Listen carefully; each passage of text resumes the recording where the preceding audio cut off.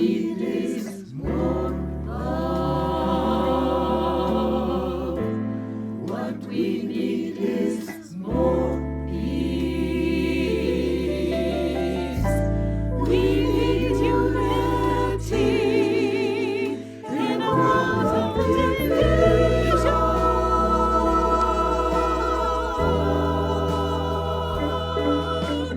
Poverty, pestilence, and war, perplexement and indecision. We need to get together and make this land a peaceful place.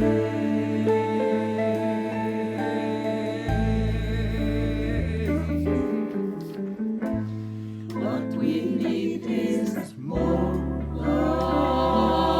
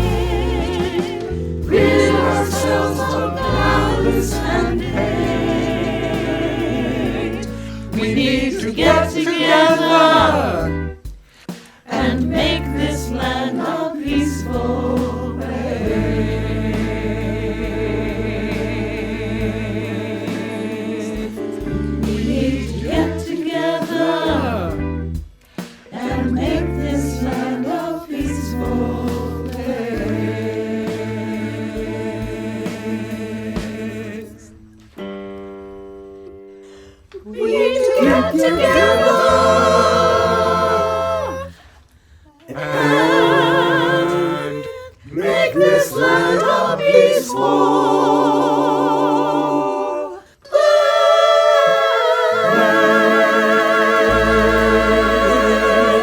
Welcome all. Hear now these words from the late Reverend Dr. Hope Johnson as we gather in worship today. We are one, a diverse group of proudly kindred spirits here, not by coincidence, but because we choose to journey together. We are active and proactive. We care deeply. We live our love as best we can. We are one, working, eating, laughing, playing, singing, storytelling, trying to understand, struggling, making mistakes, paying attention, asking questions, learning to love ourselves, learning to love our neighbors, apologizing and forgiving with humility, and being forgiven through grace, creating the beloved community together. We are one. Welcome as we worship this morning. We invite Sonu and Satya Chandi, Erica Simmons, and Grandma Elaine to kindle the flame in our chalice of hope this morning. Loud and clear. You can start saying. Oh, we light this chalice for our Unitarian Universalist spirit guide, justice-seeking community. And we're going to add a couple of lines about love from the Oberlin Fellowship. We light this chalice to find inner peace, love for each other, and faith in ourselves. Also to be welcoming to whomever we meet and kind to all living creatures. So gather around this light of hope as we share this time together. Thank you. Amen. Amen.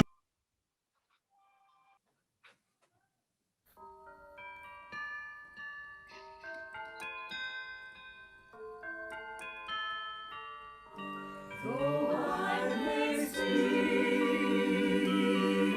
with bravest heart and have the gift to all inspire and have my love, my words on rain as sounding brass and hopeless gain.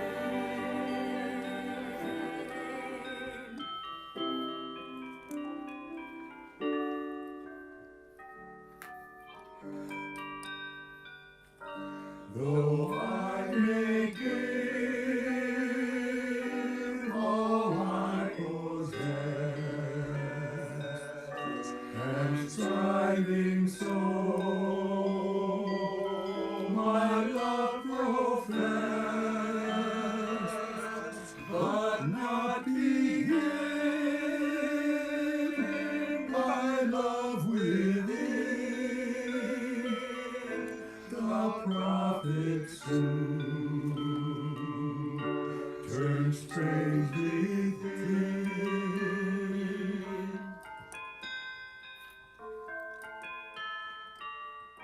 Come, Spirit, come, our hearts control, our spirits thought to be made whole, that inward glow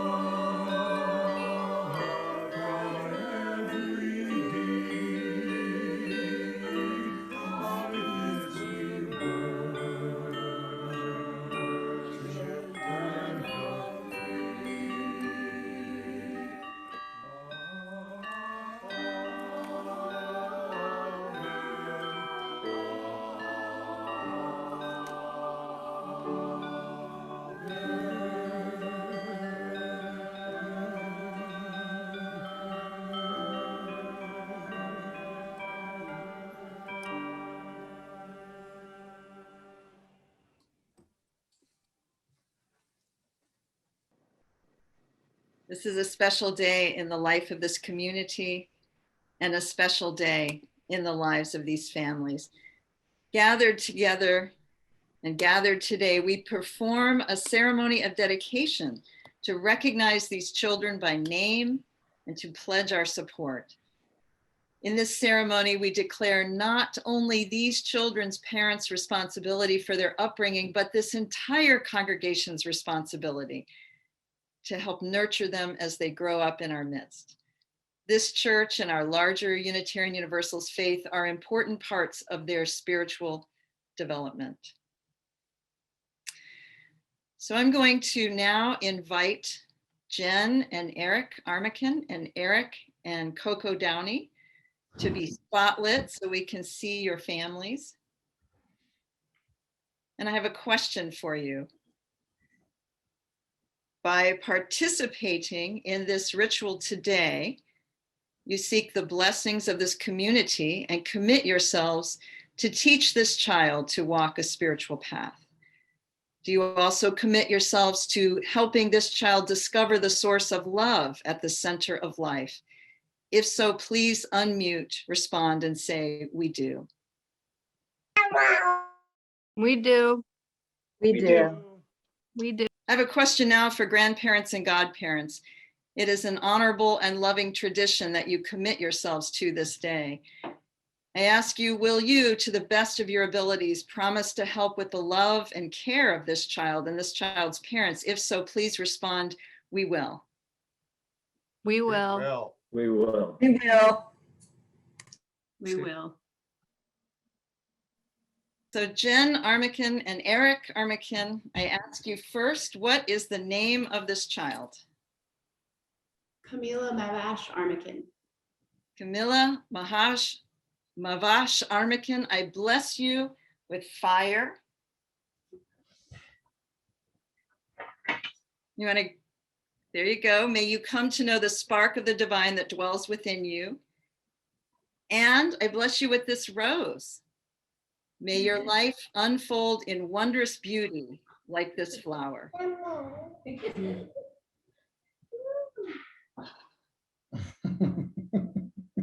And now, Eric and Coco Downey, what is the name of this child?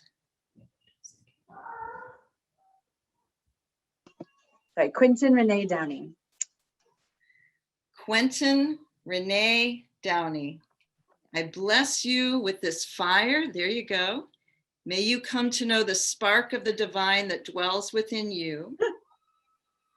And I bless you with the rose. May your life unfold in wondrous beauty like this flower. So now I'm going to invite Olivia Fields and the Johnson, Falk, Knoll, John Knowlton family in our responsive reading, and we ask that you remain muted while speaking the responses out loud. It is our faith that each child is born one more Redeemer. By this service of dedication, we commit ourselves to the nurture of these children. Are you ready to dedicate yourselves to Camila and Quentin? We are prepared. We dedicate our minds and hearts to these children and to their parents.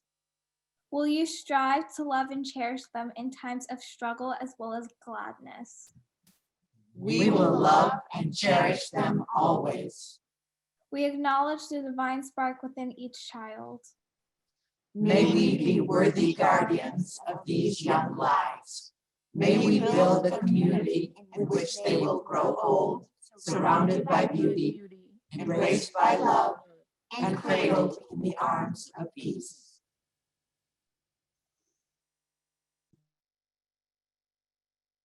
Blessings. I was so excited to get to this part of our service that I completely skipped over the welcome. So we're going to welcome you formally now, but I am just so delighted to welcome these children into our church community. Blessings. And welcome to the children. Welcome to All Souls Church. I'm Jana Owens. I've been a member of All Souls for nearly 20 years as of May of this year. Welcome to a community where our search for spirituality and our passion for justice meet and mingle, where our heads and our hearts are divided no more, where reverence for the earth and the belief in the dignity of every person inform our ethics, where music is an expression of our joy, prayer a sign of our faith, and acts of justice a symbol of our hope. Welcome to a place where when we say all souls, we mean it. It's a place where all are welcome at the table of love and human fellowship. Welcome to one and all. And I want to extend an especially warm welcome to all who are joining us for the first time this morning. Please hang around afterwards for coffee and conversation. Now, in an effort to acknowledge and support Indigenous communities, it's very important for us to recognize that all of us, no matter where we are now, are living on ancestral lands. We acknowledge that the First Nations were here before we were, are here with us now, and will continue to be with us as we look forward to the future. So let's take a brief moment of silence to reflect on whose land we are on.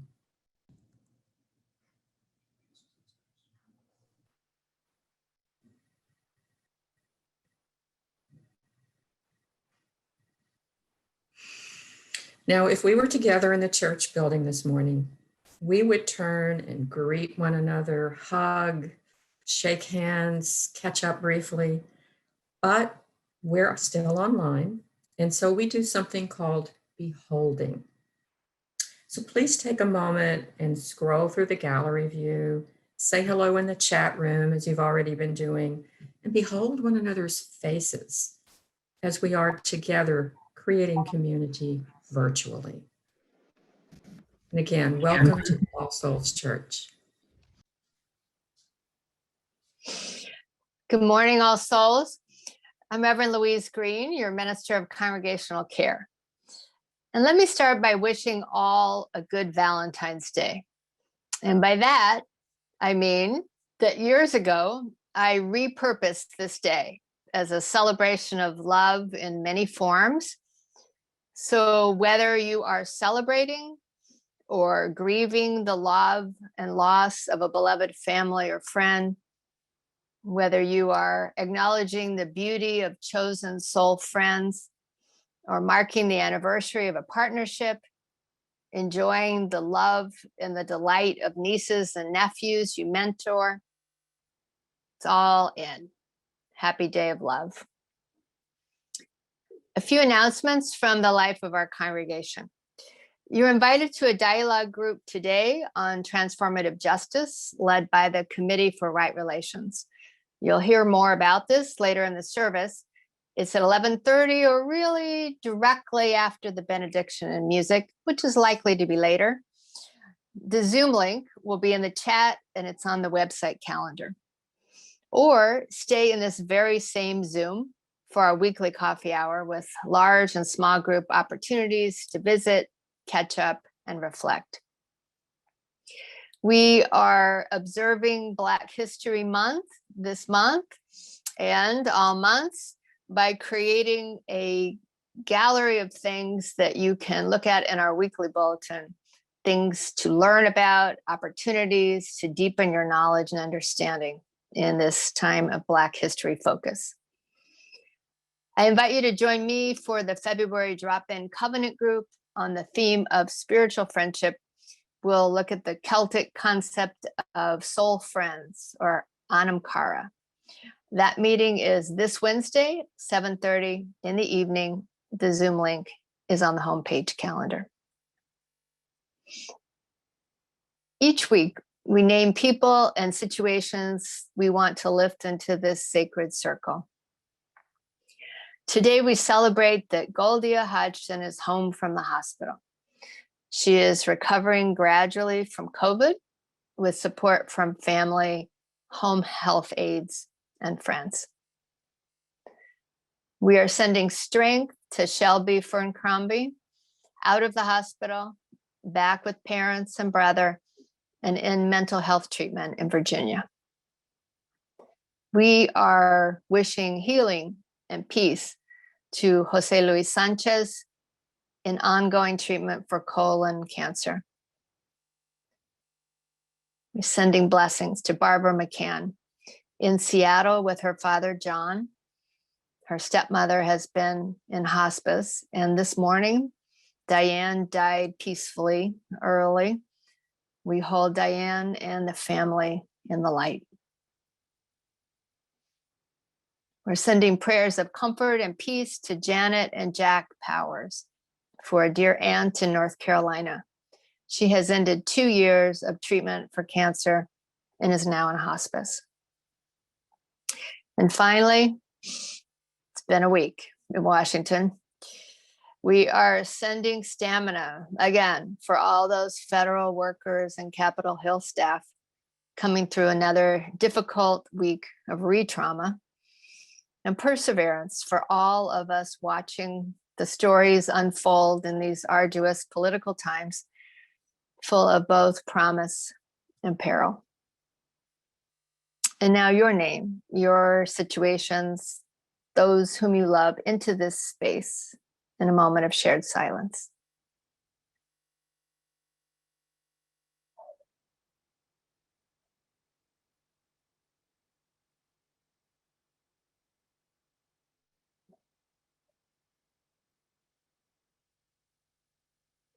Millions around the world, including many of us here, are celebrating the new year of the ox, this year in the metal element of Chinese medicine. I attended an exuberant and inspiring celebration of Lunar New Year online on Friday night. Lunar New Year is Losar in Tibetan culture, Tet in Vietnam, Solnal in Korea, sometimes called Spring Festival in China. And so today we do something different. I invite you into meditation with themes drawn from this second new moon after the winter solstice, the beginning of Lunar New Year. I invite you to find a comfortable seat, tune into your body. This is a service of celebration with moving parts. It may go a little longer, so you may wish to do this meditation standing or in a walking meditation in your room. Find your comfort and tune in with the words of Thich Nhat Hanh. Breathing in, we calm body and mind. Breathing out, we smile. Dwelling in the present moment, we know it is the only moment. Breathing in, we calm body and mind. Breathing out, we smile. Dwelling in the present moment, we know it is the only moment. We reflect on new beginnings, on the always present chance to start again. Turning to the new year, we anchor what will carry us for the next 12 months. Letting go of last year accumulations, we embark upon the next passageway. Our awareness embraces the element of metal, the lung meridian, deep energy, breath, powering the heart. We meditate on the quality of grief, moving through loss, and the power of release. Setting down what no longer serves. We embrace unknown, emerging with lighter spirits. On this new year, we return home in ways literal, symbolic. We make space for new dwelling place. We ponder the qualities of the ox, persistent and loyal, steady and solid, taking the long view without undue focus on passing fame the traps of drama, ego attachment. In the ox, we name the strength of family, blood or chosen, honoring parents and grandparents and all their complexity. The lineage of ancestors known and unknown. Generations of those who went before. Generations of those to come. All inspire us to live with purpose for a better future. The year of the ox brings stamina, strength, the wisdom of slow recovery. We remember what lasts, the qualities of enduring love, the relationships which sustain us. We honor ties which are generational, the broad power of connected community. Our ability to design a collective future for the benefit of all beings. Breathing in, we calm body and mind. Breathing out, we smile. Dwelling in this present moment, we know it is the only moment.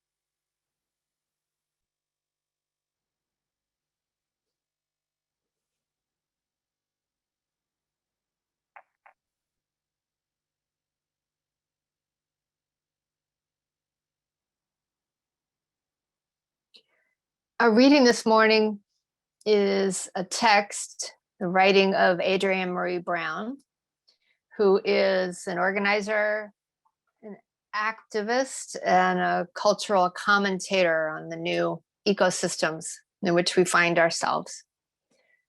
This reading speaks of the mingling of love and grief. If there happens to be a multitude of griefs upon you, individual and collective, or fast and slow, or small and large, add equal parts of these considerations. That the broken heart can cover more territory. That perhaps love can only be as large as grief demands. That grief is the growing up of the heart that bursts boundaries like an old skin or a finished life. That grief is gratitude. That water seeks scale, that even your tears seek the recognition of community. That the heart is a front line, and the fight is to feel in a world of distraction. That death might be the only freedom. That your grief is a worthwhile use of your time. That your body will only feel as much as it is able to. That the ones you grieve may be grieving you. That the sacred comes from the limitations. That you are excellent at loving.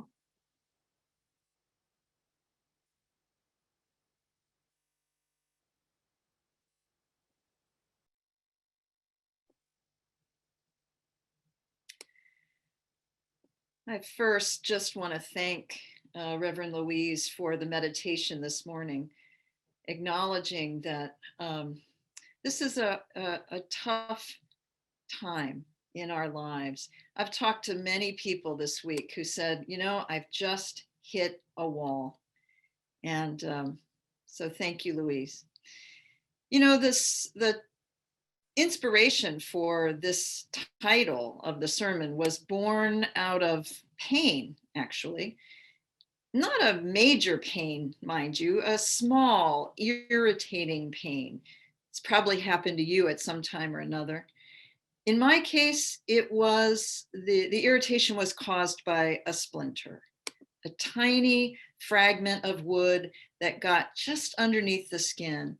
And every time that part of my finger touched something, I could feel it, but I couldn't see it.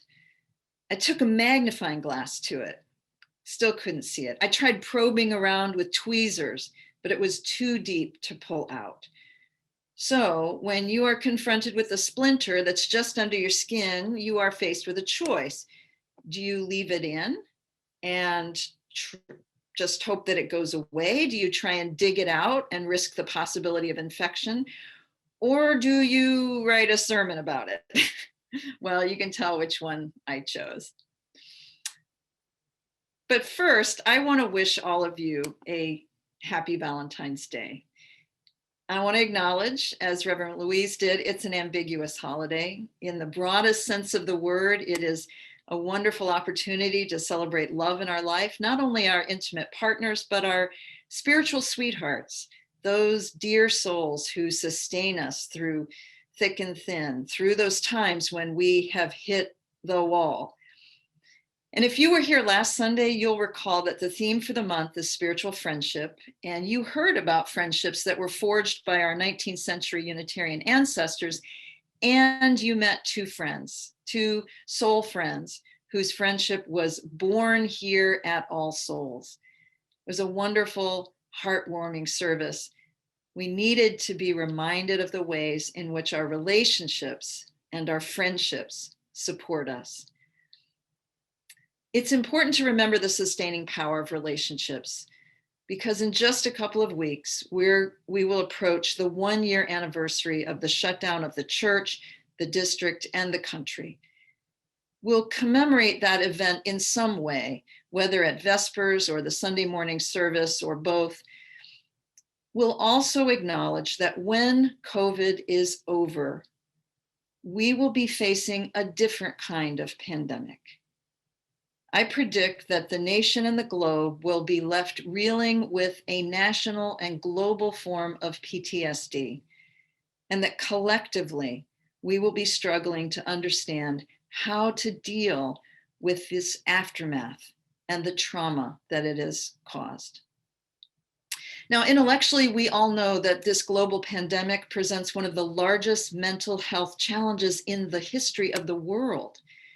And even if you have not lost a loved one to COVID, all of us have been touched by varying degrees of grief and loss. And what has been revealed these past 11 months is that as human beings, we are incredibly resilient and strong and resourceful and creative and courageous. And we are also the walking wounded. I think it's safe to say that this pandemic has irritated, aggravated, and exacerbated the wounds that many of us already have, and we are doing our level best to handle. So this morning's service is about both the splinters we carry, the wounds they create, and the ways in which we as members of a church community can and do heal from them. This global crisis has made me conclude the truth that's found in Bessel van der Kolk's book, The Body Keeps the Score. He writes that trauma exists everywhere. Quote, one does not have to be a combat soldier or visit a refugee camp in Syria or the Congo to encounter trauma. Trauma happens to us, our friends, our families, our neighbors. He continues, 1 in 5 Americans have been sexually molested as a child. 1 in 4 was beaten by a parent to the point of a mark being left on their body. 1 in 3 couples engage in physical violence. 1/4 of us grew up with alcoholic relatives, and 1 in 8 witnessed their mother being beaten or hit, end quote. So I want to acknowledge that I am not a specialist in trauma or trauma recovery. That is an entire field of work. But I am a minister. And as a minister in over 6 congregations, I have seen, witnessed, pastored, stood by my share of trauma. Parishioners who die by suicide. A beloved church member murdered in her office at the Capital Gazette in Annapolis, Maryland. The long, ongoing heartbreak of Alzheimer's, the heart-arresting shock of a sudden death, the relived memories of childhood trauma. What I've discovered is a truth that's powerfully detailed in both van der Kolk's book, mentioned earlier, and Resmaa Menakem's book, My Grandmother's Hands. Both authors remind us that all of these traumas remain in the body. It's the splinters we carry that need to be healed. What I do know is that healing, like grief, is not a linear process. And too often it feels like 2 steps forward, 1 step back, 1 step forward, 6 steps back. I would argue that Western European and white supremacist culture is often more focused on progress, moving forward, moving on, getting over it, get past it, find the splinter, dig it out, slap on a Band-Aid, and forget about it. But the body keeps the score. The body has a wisdom that is both intimately connected to our minds, and yet it is not always beholden to it. And there are some wounds that have been created by centuries of patriarchy, sexism, homo and transphobia, xenophobia, racism, white supremacy culture. Racialized trauma, so eloquently addressed in Menakem's book, reminds us that we can't heal our minds until we get in touch with our bodies.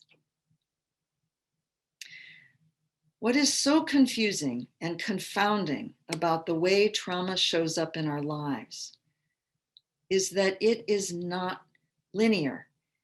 It's more like the experience of microaggressions that Black, Brown, Indigenous, Asian Pacific Islander, and all people who do not identify as white experience on a regular basis. It's the experience of transgender and non-binary persons who are regularly wounded in mind, body, heart, and spirit. In the chapter Assaulting the Black Heart, Monicum describes the death by 1,000 microaggressions, small but persistent and pervasive. When they happen over and over again, he says, they create a toxic, hazy trauma. He says, hazy trauma is trauma that can't be traced to a single specific event. Unhealed trauma acts like a rock thrown into a pond. It causes ripples that move outward, affecting many bodies over time. After months or years, unhealed trauma can appear to become part of someone's personality. And over even longer periods of time, as it is passed on and gets compounded through other bodies in a household, it can become the family norm. And if it gets transmitted and compounded through multiple families and generations, it can start to look like culture. End quote. As an interim minister, I'm trained to observe and describe the culture into which I enter. Just as a physician takes a family history, so does the interim. So I come into a church and I ask questions about the equivalent of your church's family system. And family systems theory has often been applied to churches born of the realization that all of us come from families which form us. These family systems then are, for better or worse, the norms which shape us and shape the culture of the institution, and in our case, the church. So for example, when a church has been steeped in secrecy or conflict avoidance, that creates a culture. If a minister has been involved in sexual misconduct and the system has conspired to deny, diminish, or conceal that truth, it affects the church culture. If a church has patterns and habits of under or over functioning, it shapes the church's culture. If a church has suffered several serious traumas, it may not be evident in the daily operations of the church, but it's still there, like the splinter under the skin. So what do we do with it? That's the bigger question. Do you try and pull it out? Do you dig deeper? Do you leave it alone? Now, it's no secret that All Souls has survived several significant traumas to the church body. While I'm sure there were likely issues with ministers prior to Reverend Dan Aldrich's ministry, his short tenure and departure from All Souls as your senior minister in 1998 created a rupture in the body of the church. Many came back, but some didn't. And for some, that wound is like a splinter, an irritation when rubbed against, but it's not felt on a regular basis, still there. The second trauma involved the departure of your former associate minister, the Reverend Susan Newman Moore, in 2018. Her ministry began with so much enthusiasm and was embraced as part of our commitment to racial diversity in the ministry team. Her pastoral ministry, particularly to our Black and Brown members of the congregation, was deeply appreciated. Her sermons, while some thought of them as unorthodox in their presentation, delighted some and annoyed others. When it became apparent that Reverend Newman Moore's ministry was ending, sides were taken and trust was frayed. Large public gatherings were held in the spirit of openness and transparency with the hope that healing could happen. And from this outsider's perspective, many church leaders were involved in an earnest attempt to heal that wound. For some, this wound is still close to the skin. For others, they never knew it existed. As is the case with all trauma, there is no one singular story that can be told which will reveal the truth with a capital T. What is true is that healing takes time and intention. And sometimes it means building up the body's strength so that the body heals itself. You remember that splinter I began this sermon with? I never found that splinter. It was too deep, and to dig for it would only do more damage than good. So I had to live with the irritation for a while, trusting that a healthy body will do its miraculous work. My job was to keep my body strong and healthy so that the body's job could eventually dissolve the splinter.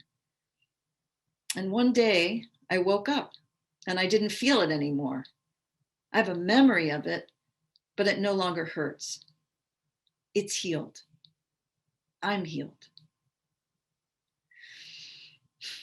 After the anthem, you'll hear from Makani Tangara, one of the co-chairs of the Committee on Right Relations.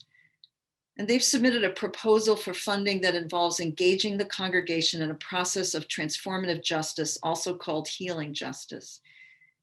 Healing justice moves beyond conflict between individuals to include an understanding of how systemic injustice and oppression contribute to or shape conflict.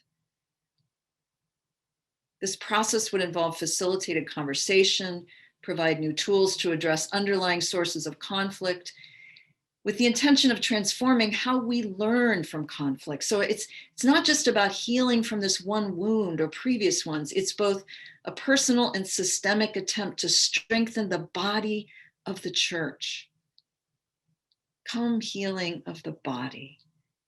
Come healing of the mind. We'll hear the Jubilee singers echo the words of the prayer of Leonard Cohen. No one is naive enough to believe that going through such a process will cure us of conflict, that we as a church body will never discover that we have a splinter under our skin. But it will help us figure out the best way to deal with it. Right now, this is an internal process, but I can see that it will have implications on how we as a church community also heal relationships with communities of color outside of our walls, which include not only our Black and Brown communities, our Latino, Latina, Latinx, Asian Pacific Islander, our queer and trans communities, our partners in activism, and more. It's going to take some time. Healing happens, but not always on our schedules. As I imagine a world that represents my best hope for a vision of beloved community, I often refer to the visionary work of Adrienne Marie Brown. For Brown, grief work and justice work are part of the same process. She reminds us that grief is the growing up of the heart that burst boundaries like an old skin or a finished life. She wrote that your grief is a worthwhile use of your time, that the ones you grieve may be grieving you, that the sacred comes from limitations, and that you are excellent at loving. I've been with you but 7 months, but anyone can see the truth in that, oh, you are excellent at loving. So let's go love some more. May it be so.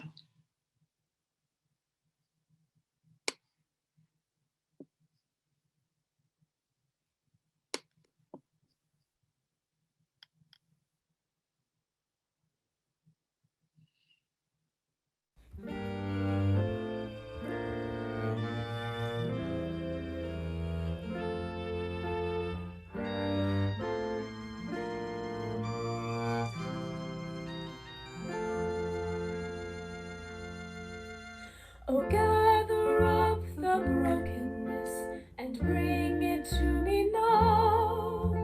The fragrance of those promises you never dared to vow. The splinters that you carry, the cross you left behind. Come healing of the body, come healing of the mind, and let the heavens hear it, the penitential hymn. Come healing of the spirit, come healing of the limb. Behold the gates of mercy, arbitrary space, and none of us deserving of cruelty or the grace. O solitude of longing, where love has been confined, come healing of the body, come healing of the mind. O see the darkness yielding, that loved or light apart.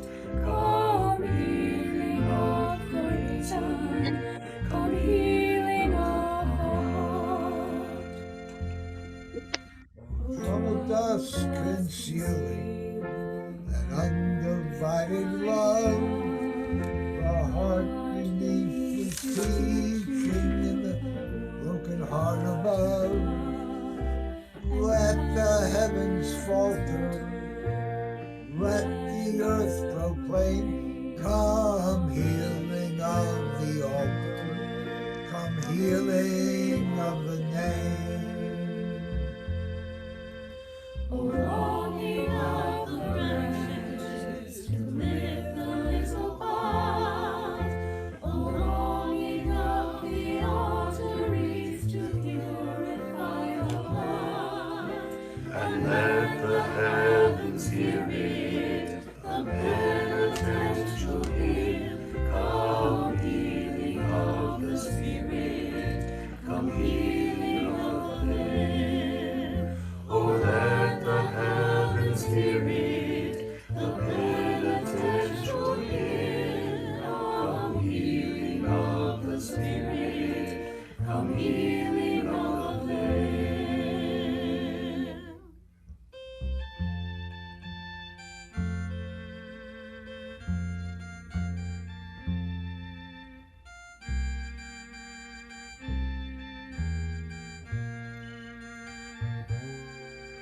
Oh, let the heavens hear it, the penitential hymn.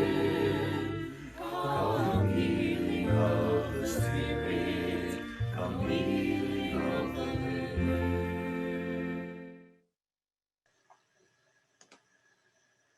Good morning, All Souls. I'm glad to be with you. In 2015, the Board of Trustees approved the creation of a Committee on Right Relations. Its purpose was to help implement the Covenant of Right Relations, which asks each of us to engage in the spiritual and everyday practice of loving better. The committee's responsibilities are to, 1, educate the congregation about the covenant and how to strengthen our relationships and deepen our sense of community. 2, to provide training for church leaders and to identify and proactively address conflict. 3, to recruit and train facilitators and mediators. And 4, most importantly, process all requests for assistance in managing interpersonal conflicts within the church. Last year, the committee decided to expand on our mission. We saw a need to bring to All Souls a different set of tools to address the underlying sources of conflict and to transform how we learn from conflict. In doing so, we are building on the work of the Transformation Team, 8th Principle Task Force, and other committees addressing conflict, healing, and justice in the church. And our new goal is to build an anti-racist, spirit-rooted, transformative justice framework and practice for All Souls Church. Now, what does this mean? It means we want to create a shared language and practice for addressing conflict for congregants, congregational committees, lay leadership, and church staff And we want to build up a network of similarly trained restorative justice practitioners within the church who can help us to continue this training and adapt these new practices. This approach is called transformative justice, and it moves beyond looking at conflict between individuals. It explores where institutional weaknesses and systemic injustice shape a conflict, and it creates opportunities for healing and growth through community accountability and by addressing conflict's root causes. It's also an approach grounded in purposefully healing the harm from racial oppression, which makes it applicable to all souls as we seek to live out the 8th principle. The committee is currently seeking funding to bring in an external facilitator to work with us at All Souls and with a group of dedicated volunteers so that we can develop these new practices and tools for our community. This facilitator would facilitate conversation and understanding about transformative justice, provide training and skilled advising as we develop and adopt this new framework, and help our community to transition into ongoing collective conflict transformation. We're at the beginning of this process, but we're looking for volunteers to participate, and we need the voices of members like you in this process so that as we develop these new practices, they are rooted in our collective identity.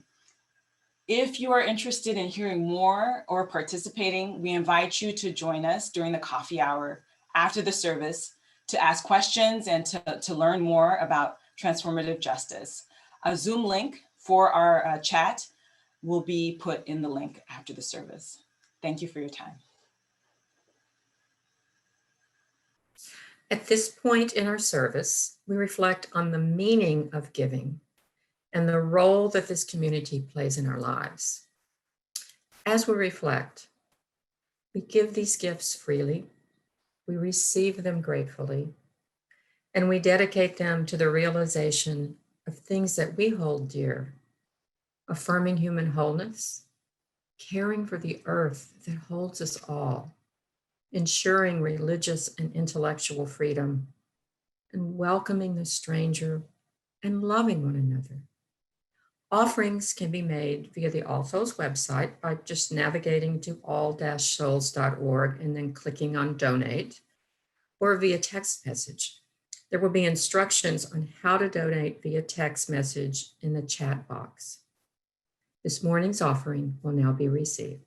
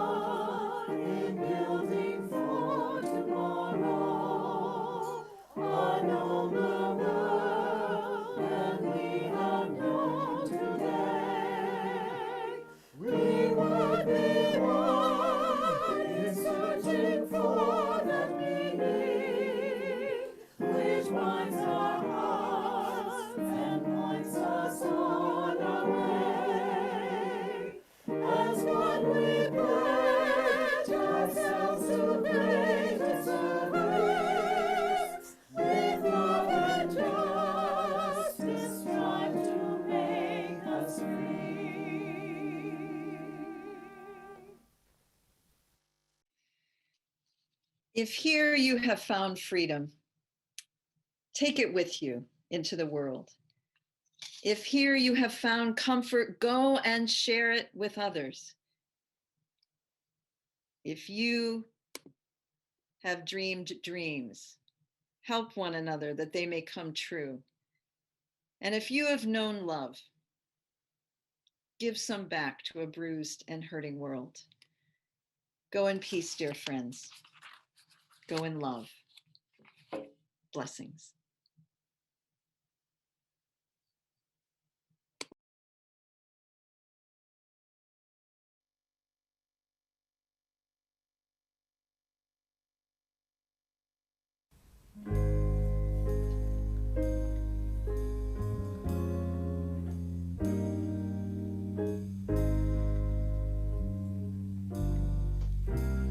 Don't be discouraged.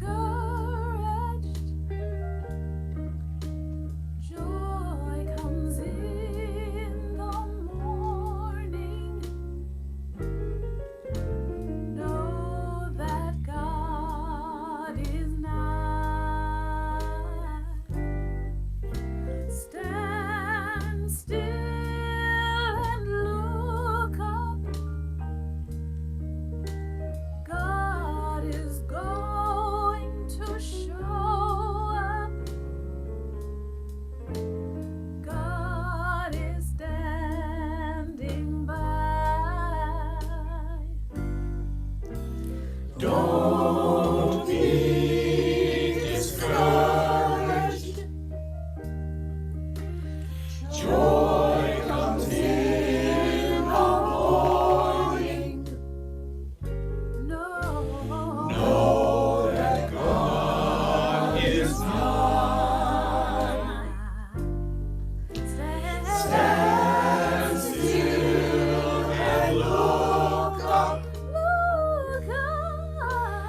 God is going to show up. God is going to show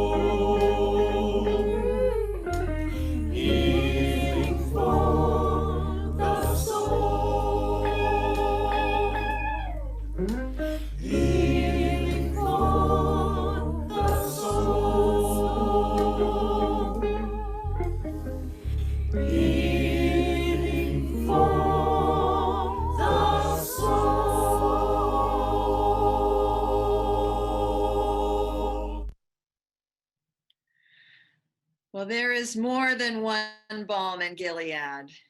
There are many.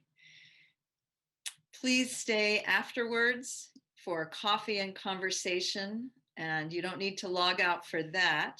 If you would like our interpreter to stay, please put a note in the chat. If you'd like to join the conversation sponsored by the Committee on Right Relations on Transformative Justice, that link can be found in the chat. It has been such a joy being with all of you this morning.